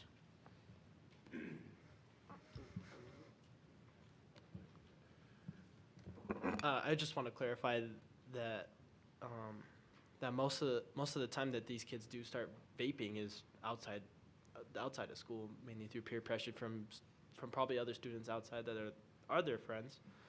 But I think that's one of the parts that should be included. I'm hoping that's included, peer pressure about these types of things in the education. Okay, cool. Yeah, it's just I know a decent amount of people who do this during schools, not in front of my face sometimes maybe, but it's just like this is a problem from outside and also sometimes from the teacher too, that there's not enough teachers to watch these kids do all these things, which sucks. Thank you. Yeah, go ahead. Thank you, President Noble. I was just wondering what the student-led initiatives in peer education would look like. Would that look like the president of each of the schools going up on their morning announcements and talking about vaping and prevention, or would it be more of a workshop during Spirit Week or during some of the in-school in-school connection activities? Student board member, I can give you the second best answer, and then I'll give you the first best answer. The second best answer is it can be any of those things. It might be a student project or presentation they're presenting to a class. It might be a research paper. There's a lot of different ways that there can be student-led initiatives. It could be a group promoting an awareness campaign. So there's a lot of different ways that students could come up with initiatives and projects and different things to address vaping. The best answer is, I think you all, the students, the young people, will come up with the best answer on how to do that. Us adults, we think we have great ideas, and some of them are pretty good, but I feel like young people always have a better pulse and what will land better. So the best answer is you all will tell us, but the second best answer is it can be in a variety of different ways. Well, and I also just want to highlight that the WAVE programs are another tool for students to get involved and promoting wellness and these sorts of things in their school communities.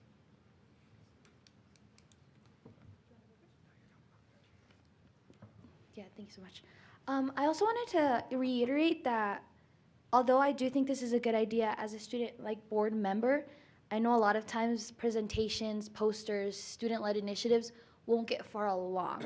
And that's something that I do want to reiterate, just because at Capitol High School, we have a couple of preventative programs or organizations such as WAVE. We have the Evolvement team as well. And HOSA usually also does posters through, I think it's in April, where it's like a week where we just make posters for the school, and it's like, stop vaping or say something, see something, stuff like that, that we have access to, and these are resources available to us, but not all the time do they really get to students. So we were just talking about this at our morning board student leadership workshop, where a big thing for all Southside schools, including Nina Otero, Ortiz Middle School, a big problem was vaping, and a lot of it came from not disciplining the students afterward. And that is something that I think as board members we're still working on further for presentations later on. But yeah, that is something I do want to add and say before any other plan might come up. Thank you. Yes, absolutely. This isn't intended to bypass the code of conduct, which absolutely exists and should be followed. This is a prevention tool, in theory, and how to get students involved. Not that the weight is on you, that you can be partners with the existing resources to get the message out.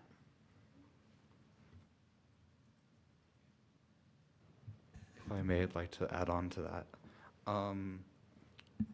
As a board member, I'd like to echo the sentiment that this is very, very nice. I really like it, and I really like where it's heading. But it's very difficult to encourage students in the general population of, I'll use Santa Fe High School as an example, to actually convince their friends or their peers to ask them to stop vaping, because there's the stigmatization the other direction of people that don't vape because it's not seen as cool or up to the times. It's difficult to kind of convince students to stop vaping because you're thought of as,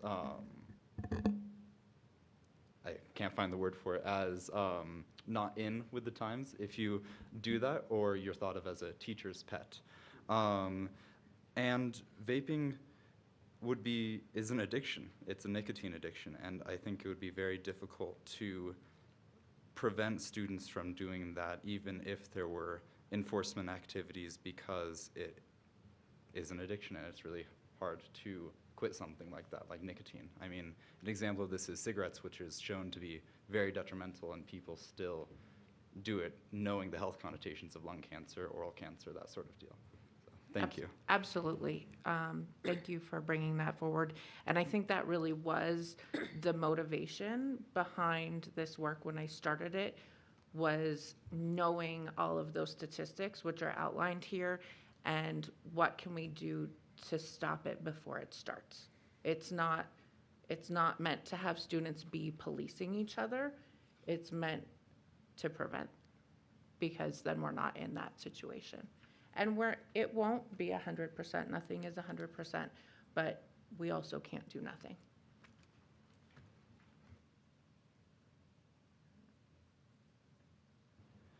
Yeah, kind of adding on to that, speaking of the statistics of like lung cancer and oral cancer for smoking, one of the largest deterrents and statistical decreases of smoking has been, for example, what Europe has done, which is showing images of lung cancer on cigarette boxes.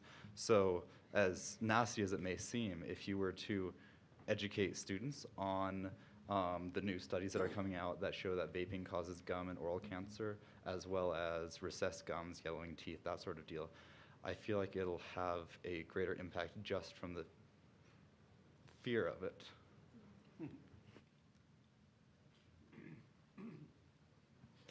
I want to validate that as a former smoker. I went to Europe and I was like, oh gosh, that's scary. Never again. Okay, well, appreciate it. Good. That's really important perspectives and how we tackle this persistent problem. So what's the will of the board here? I I say we approve it. I move to approve. Second. All right, we have a motion and a second. Any further discussion? All those in favor say aye. Aye.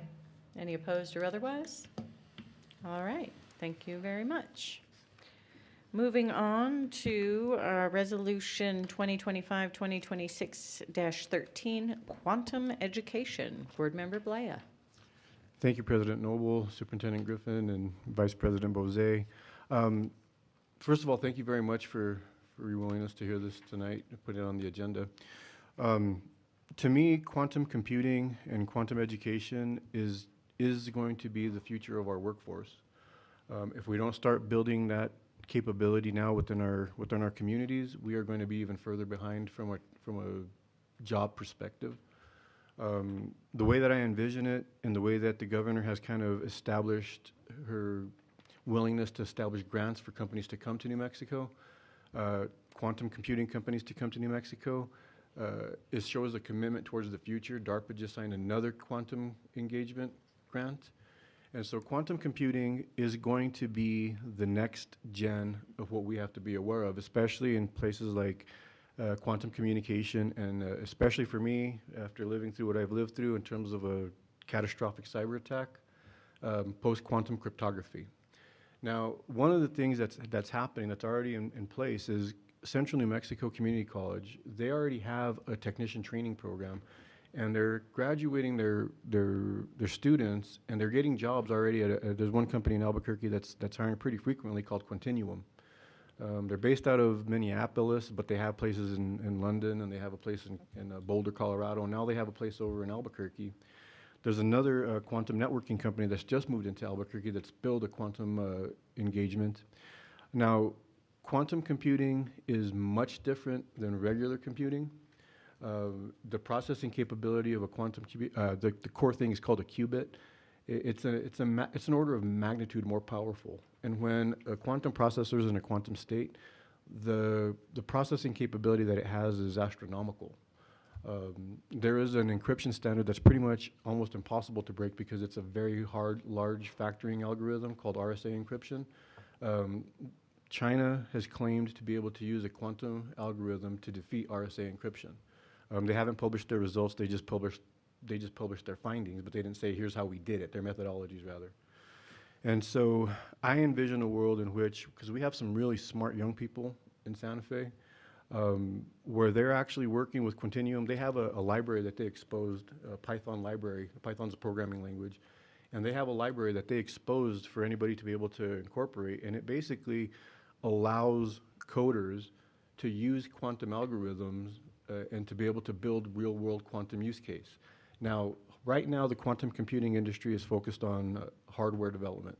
Actual, how do we keep the quantum state coherent? How do we reduce, because it's highly interactive. Quantum computers are very highly interactive with the environment, and they have to be kept at very, very cold temperatures. Like we're talking 4 degrees Kelvin, like super cold, like colder than space. And so the industry is trying to figure out how to make this more viable. However, the problem that we have, and I've talked about this with, and as we did this, Sandia and Los Alamos National Laboratories actually chimed in on this and actually helped me author a lot of this stuff. We would be the first district to actually put a resolution to say that we are going to do quantum computing as part of, we're going to start weaving that into our curriculum. There is a company here called the Computer Science Coalition, and they mentioned you, President Noble. Paige Prescott's the CEO of that, and she did mention and alluded to your computer science resolution of a few years ago. To me, this doesn't replace that, it enhances it. And Ms. Prescott it has a lot of ideas how we could combine that resolution and this resolution and activities and actually do this stuff at the school district levels. One of the things that we do need to do better at is linear algebra. Linear algebra is the core component for all quantum technology, whether it's quantum computing or quantum mechanics.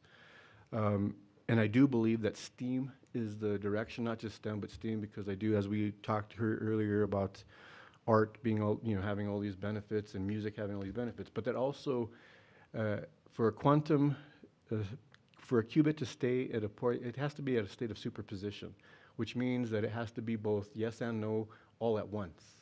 and it has to keep superposition states in order to be processing.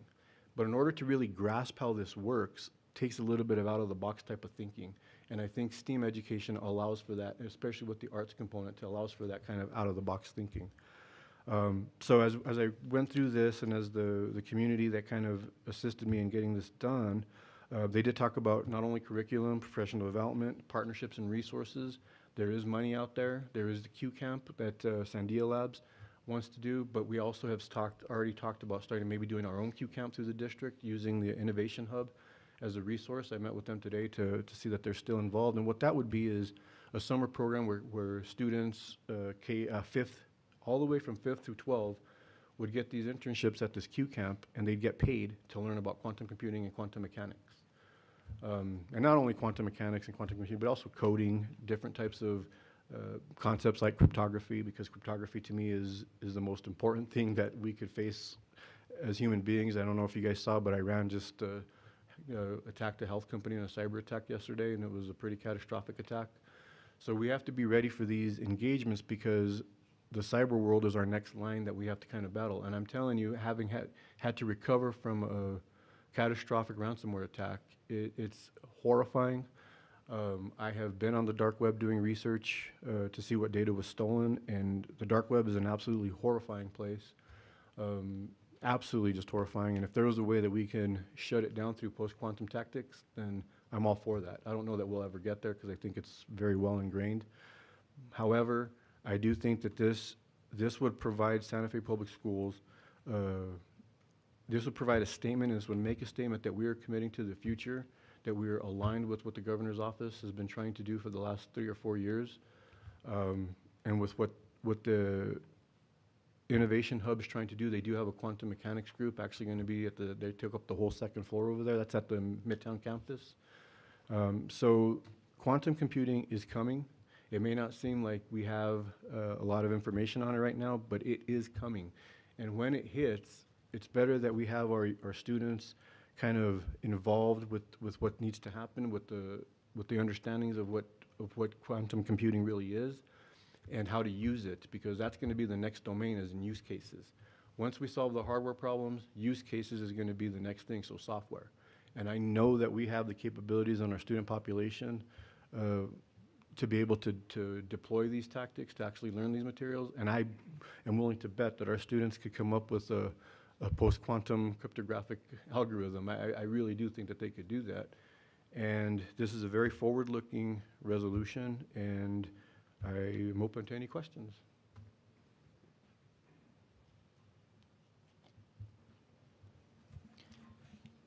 Well, I can start, and I guess I appreciate that awareness of the computer science resolution, which we worked really hard on. I think it was Ms. Prescott's inspiration. Have you worked with the team here at the Santa Fe Public Schools on this? And you know, I might have a question or two for the superintendent, but I do think one of the reasons that the computer science resolution was successful was, honestly, I spent about 6 months working with the technology folks here on how to implement in the district. So just wondering sort of the process of thinking that through. President Noble, to be honest, I did forward it over to superintendent. I leave it to her to kind of guide action with her staff. I'm more than happy to kind of partner with staff and to get resources in here, because there is just so much resources. There's so many resources for quantum computing education right now that our teachers haven't been exposed to yet. Because it is, and I hate the word paradigm, but it is a paradigm shift. It is extremely new, and so to be honest with you, I kind of defer to the superintendent on how to distribute this and how to implement it. Thank you. And Superintendent, I'm just wondering if you can say a little bit about, this is very, very detailed with a lot of specific action steps resolution, about the vetting and thinking of how all of this could roll in terms of implementation in the system that is the Santa Fe Public Schools, and any concerns about the specifics included here. Thank you very much, Board President. We discussed this yesterday in Cabinet, and looking through the resolution, a lot of this lives in Deputy Superintendent Romero's world, and we discussed how teaching and learning, curriculum and instruction, and also even our digital learning coaches would need to come together to really understand and create a plan for rolling this out. Deputy Romero, would you like to speak to this at all? President Noble, members of the board, superintendent, yes, we did discuss it, and looking at previous resolutions that we've passed, I've had the opportunity to, for instance, work with Dr. Gonzalez on a resolution for CTE, and that included like meetings with the board member, having conversations about, and a board member connecting us to those outside resources and getting a clearer understanding so that we can develop an implementation plan.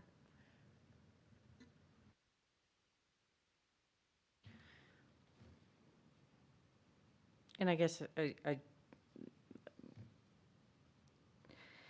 I want to follow up and sort of ask, is there, I mean, my concern, having looked at this, and it looks really good to me in terms of a plan. I can't find any particular things, and, you know, the fact that there's an implementation plan within 6 months that includes lots of specifics, you know, but basically my question is, you know, Superintendent, do you think that the administration, that the implementation of this can be done? Is it realistic? And are there any unintended consequences that you see here? May I? Deputy Romero, yes. May I add, we did think about like starting as a pilot and not going district-wide, and also getting like sites to having conversations with principals, see if who would be interested, and starting out small before going full scale, because I think that's how we can sustain it and grow it if we start small. Go ahead, Vice President Bote. Thank you, President Noble. Yeah, I mean, I think I just, this is so far out of the realm of the things that I know about that I'm struggling to even like engage in the conversation about it.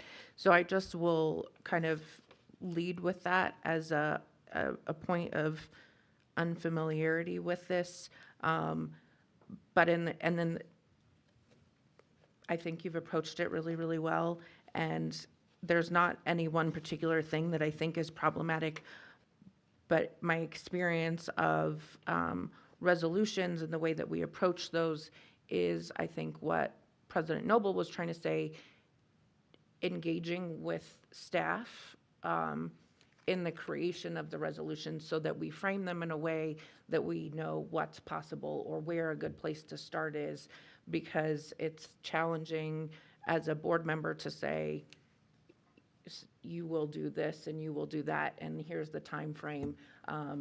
Approaching it more from a vision, or, you know, knowing that staff has been involved with creating what's possible, and that, you know, just being mindful of all of the other work that they do, that we try with resolutions, or I'll speak at least for myself, to not add much from the, you know, administration level of what's required, but more just like a fine tuning, or can we highlight this or that or the other thing, or can we study this or that or the other thing.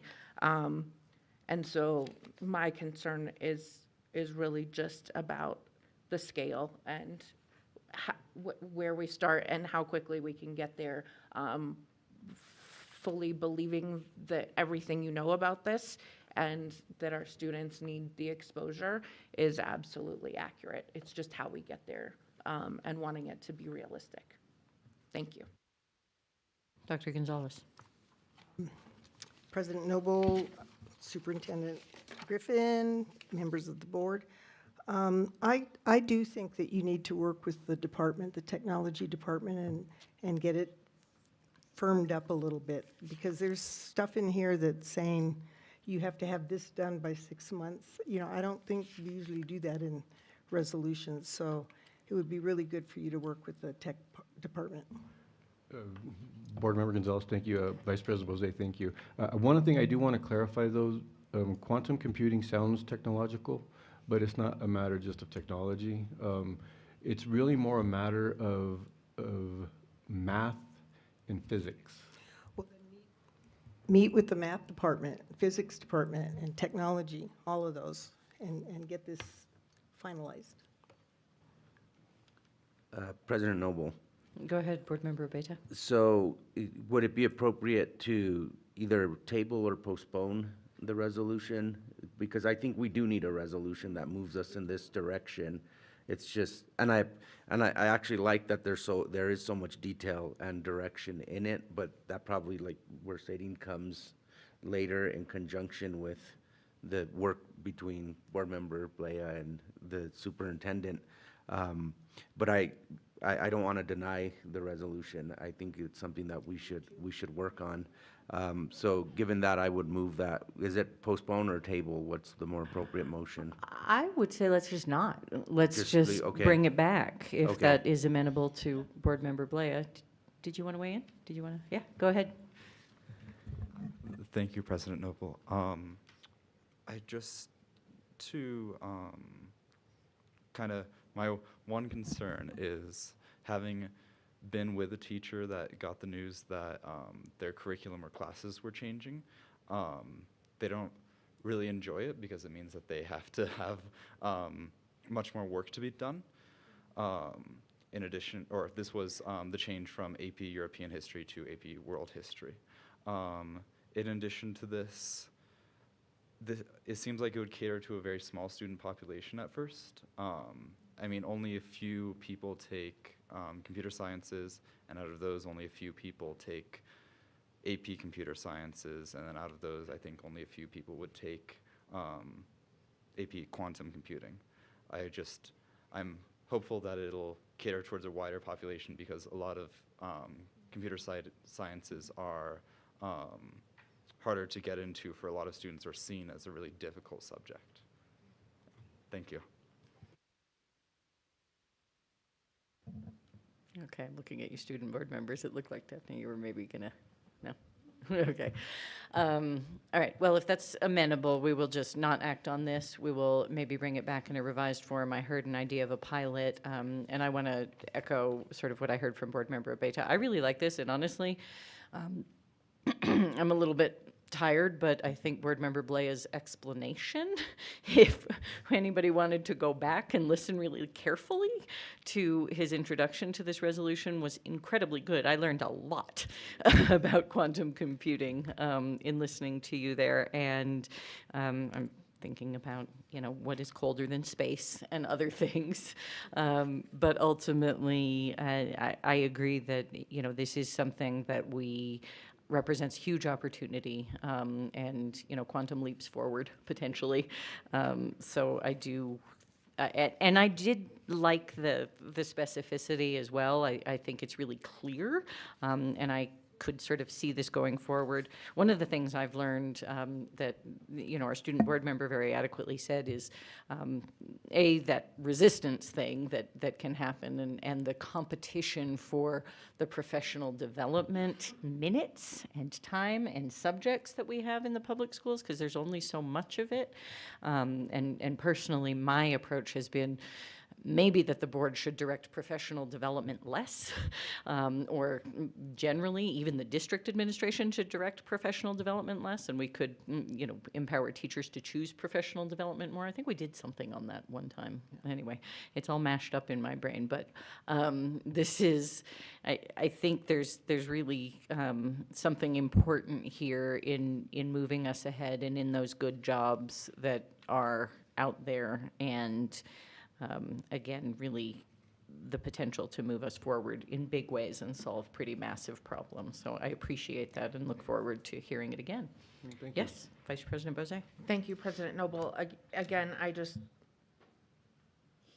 I would love to see a pathway for this. Like, I think it's super, super valid and super necessary, and just making sure that you get the teachers that are excited or interested, and then provide the supports for them to make this pathway for students, I think is what will ultimately lead to the success.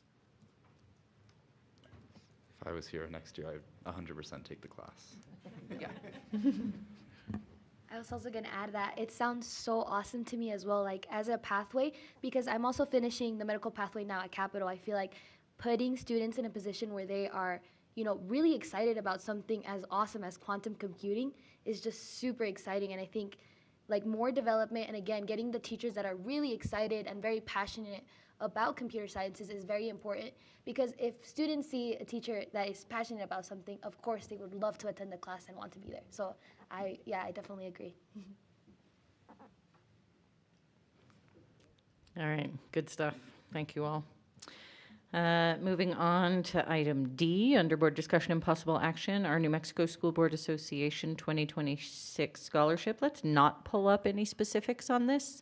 There is a list that I hope everybody's reviewed that we tend to not reveal at this point, but ultimately we would adopt the final list that Dr. Gonzalez and Board Member Blea worked on behalf of the board. Go ahead, Dr. Gonzalez. And one of the things that we looked at is trying to not choose so many. Like we've had like 23, as many as 23, and the school board only pays for one, and we pay for the rest of them. So we're trying to, so we put in 11 names, and we like them. Thank you. President Noble, I move to accept the list that Secretary Gonzalez and Board Member Blea came up with for the New Mexico School Board Association 2026 scholarship. Second. Okay, we have a motion and a second. Any further discussion? All those in favor? Sorry. Go ahead. This is a scholarship. I thought we were It's doing. it's, yeah, NMSBA, I think it is NMSBA 2026. Student achievement. Excellence in student achievement. It is. It's not a scholarship, it's an award. It's an award. Okay. Yes, let's note that. Okay. But we can. Yes, I made the motion and then I was like, that's not the thing. Yeah, thank you for There is catching something that. separate that comes later, but this is. I think there's a related thing, Yeah. but yes, but Okay. this is the Student Achievement Okay, Awards. thank you. That's what I'm making a motion for. Yep. Yep. I'm very confused. I'm sorry. I believe that this is for us to be able to nominate a student for a scholarship. No, I'm sorry. It is the. Deputy Romero? Unless it's separate, this is something. Well, this might be something different on the agenda. President Noble, members of the board, superintendent, there are two items. There are the nominations of the Student Award in Excellence that you provide, and then we also have a scholarship, but that deadline is for principals to choose a student, and that's not due until April. So I don't know if there's a typo on, I'm not sure. Deputy Romero, do the board members vote on the student? They do. And is that something that needed action in this meeting to, okay? No. Yeah, Okay, it's. that's not what's linked. I apologize. I'm pretty sure this is what we just. Yep. I'm, decided on. that's what it should be, and I'm very sorry for not catching the misnomer on the agenda. So I would say let's go ahead and take action on what we understand to be the appropriate thing, which is the list. And I'm just seeing that Alma's texting. We need to approve DOE scholarship. Link is there. View the rules. Okay, let's view the rules. If we could view the link. I did look at this earlier and I didn't understand it, so I see. Scholarship, this is the nomination deadline.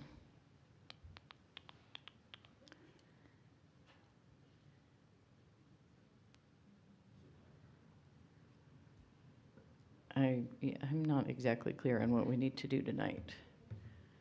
Nothing on this tonight. We sent the applications to our principals at the high school for them to choose and nominate a student, and their job is to complete the application. Then from there, the applications go back to the board for you to choose one student for the district. Yep.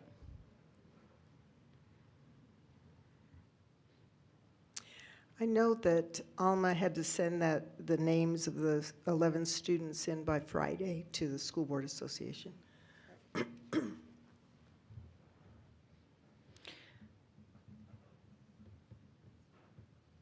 It looks like, if this sounds familiar to anyone, we need to nominate board members to review the nominations. If we could see the timeline again.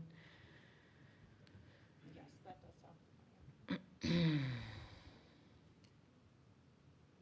And I think we're okay on the 11 nominations because we delegated to the two of you, so that's done. I think we have sometimes in the past accepted those, but I don't think we need to because, again, that was sort of delegated to the subcommittee effectively of the board that was the two of you. And it was already sent in, so. Yeah. So, board president, board members, there's one student winner for this award, and you nominate two board members again to be able to select from all of the nominations from the schools for this one winner of the award. Because we have a deadline of April 10th. Correct. Which is, yeah. Anybody want to help? Yeah, go ahead. Oh, sorry, I just had a really quick question. So you said there was 11 nominations for the high schoolers, I imagine, right? Senior high schoolers, or? No, sorry, these are not students. They're actually, it can be anyone in the community who has contributed to student excellence. So, so that's the 11 that we're talking about. It's mostly teachers, administrators, often people who work in the district who have, again, contributed to student excellence. And Board Member Blea and Dr. Gonzalez looked at a larger list and brought it down to 11 nominations that have gone in. This is this is about a student, and this is about students who are nominated by their principals for a scholarship that the New Mexico School Boards Association awards. So now we're looking for board members to review the, basically the nominees from the principals. Oh, okay. Thank you so much for the clarification. That makes sense. Well, we've, yeah. Sorry. Needed a little bit of it. So it is noticed correctly on the agenda. Anybody want to I'm dig happy in? to look over scholarship nominations. Wonderful. I'd like to do it too. if All that's cool. right, we have our two. I honestly, I don't, well, we can go ahead and take action. I will move that Vice President Bozay and Board Member Blea will consider our scholarship nominations and select our final nominee. Second. All those in favor say aye. Aye. Aye. Any opposed or otherwise? Okay, thank you. Moving on to advanced planning. Anything that you want to note, Superintendent, of changes? I don't believe there's any changes at this time. There is no CRC meeting on the 18th. Okay, thank you. There is no CRC meeting on the 18th. Thank you, Vice President Bozay. I would also note we had talked about our executive session on April 16th, starting at 4 p.m., just for board members' calendars. Okay, anything else on advanced planning? All right, in that case, we are adjourned. Thank you all very much.